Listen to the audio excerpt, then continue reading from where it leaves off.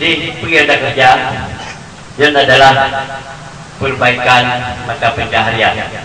Jadi tanya ada pedamang yang baru kena desa atau tempat-tempat apa yang kita laksanakan. Jadi dia bidang pertanian yang kita dulu pertanian, bidang perikanan yang perikanan. Jadi banyak hal, jadi banyak kerja, banyak kegiatan yang kita laksanakan